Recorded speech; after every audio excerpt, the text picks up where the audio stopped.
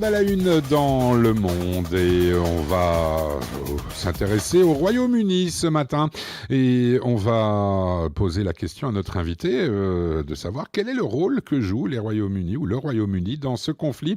Lise, je vous laisse en compagnie de notre invité. Je suis ravie aujourd'hui de recevoir Tom Gross, journaliste britannique et spécialiste du Moyen-Orient. Hello Tom, thank you so much for being with us today. Bonjour, you're welcome. So Tom, first of all, UK was one of the first country cutting the UNRWA funds. Is it logical? Yes, absolutely. Well, first of all, they haven't cut, they have suspended, which is not the same thing. They can start again. Britain doesn't actually contribute that much to UNRWA at this point, but as a matter of principle, it's vital because some of us, including myself, have long argued that there are two outside forces that are making it much harder to achieve Israeli-Palestinian peace. One of them is Iran. Iran funds militia all over, Hamas, Hezbollah, the Houthis, and so on. But also, there's the United Nations and the whole international structure around it, including other UN bodies. But the worst one is UNRWA. UNRWA is helping to keep this conflict going. It is teaching hundreds of thousands of Palestinian children to hate, not to want peace. It is literally housing Hamas terrorists in its schools and offices and facilities. And as we now know, some UNRWA employees actually participated in the murders and rapes of October 7th, and others have been holding Israeli hostages in their homes in Gaza. So it's not just a few of them. There was, for example, a Telegram channel of 3,000 UNRWA teachers, and it was leaked. And they were celebrating the attacks and glorifying the murders and rapes. That's just one channel of 3,000 UNRWA staff. So it's not just a few people, as the media are reporting. The whole of UNRWA needs to be dismantled and replaced with a proper aid agency to educate for peace. Alors, je demandais à Tom Gross le fait que le Royaume-Uni a été parmi les premiers pays à couper les fonds de l'UNRWA et il me disait non, c'est une nuance importante, c'est suspendre les fonds de l'UNRWA. Il a raison parce que ça veut dire qu'ils peuvent effectivement les reprendre si ça va mieux.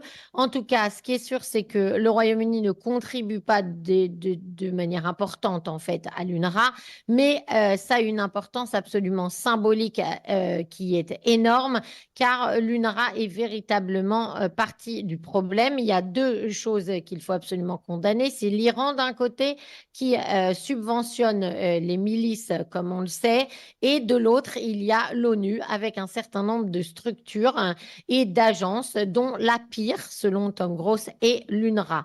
Pourquoi la pire? Parce que c'est celle qui permet au conflit israélo-palestinien de continuer, parce que les manuels de l'UNRWA éduquent les petits Palestiniens dans la haine des Juifs et d'Israël, parce que l'UNRWA héberge les terroristes du Hamas, parce que des employés de l'UNRWA, on l'a vu, ça a été prouvé, ont participé au massacre du 7 octobre et que d'autres continuent de retenir des otages. Donc, ça n'est pas seulement quelques employés, comme veulent bien le dire certains médias. Il y avait aussi une chaîne Telegram qui était suivie par plus de 3000 enseignants de l'UNRWA qui avaient célébré avec joie les massacres du 7 octobre. Donc, il ne faut pas réduire cela à quelques employés qui seraient fautifs. Il faut tout simplement démembrer l'UNRWA et faire cesser cette organisation qui fait partie du problème. How come, Tom Gross, that UK had such a big role in the Middle East historically and in Palestine, Israel, and is not doing anything this day in this war, not even being helping for the hostages or something like that. Comment expliquer que le Royaume-Uni, qui a eu un tel rôle historique dans la région, aujourd'hui ne soit dans rien, en fait? Well, it's not quite true that it's not doing anything. The most significant thing is that it's joined the United States in taking military action against the Houthis in Yemen. And for example, France has not helped with that. And that is important, of course, for international shipping, but it's also important for anybody that wants to try to put a limit on Iran's malignant activities across the Middle East. There's also, David Cameron, the foreign minister, the foreign secretary, has been twice to Israel since he became foreign minister, and he only became foreign minister in a few weeks ago. When this war started on October 7th, Britain had another foreign minister, James Cleverly, and James Cleverly also visited. So you've had 3 visits to Israel and the Middle East by British foreign ministers. And also Britain has produced what it calls a 5-point peace plan. Whether it's actually got very much original in it that others aren't doing anyway, I'm not sure it has that much original. It probably just wants to be seen to be doing something. But let me just say as a final point, although Britain's helping, it just doesn't have the importance on the world stage that it had at the time of the British mandate when it governed, the areas that's now Israel and Jordan and other areas. Britain was then an empire. Today, it's post-Brexit. It's still important, but it's not America, and it's not even the European Union. So Britain is doing some stuff militarily with the Houthis, and I think Britain will help after the war to try and make the situation better between Israel and the Palestinians. But it's not America. Alors, ça n'est pas tout à fait vrai qu'ils ne font rien, et là-dessus, Tom Gross a raison, bien sûr, puisque le Royaume-Uni a rejoint les États-Unis dans la coalition internationale contre les Houthis qui attaquent en mer Rouge.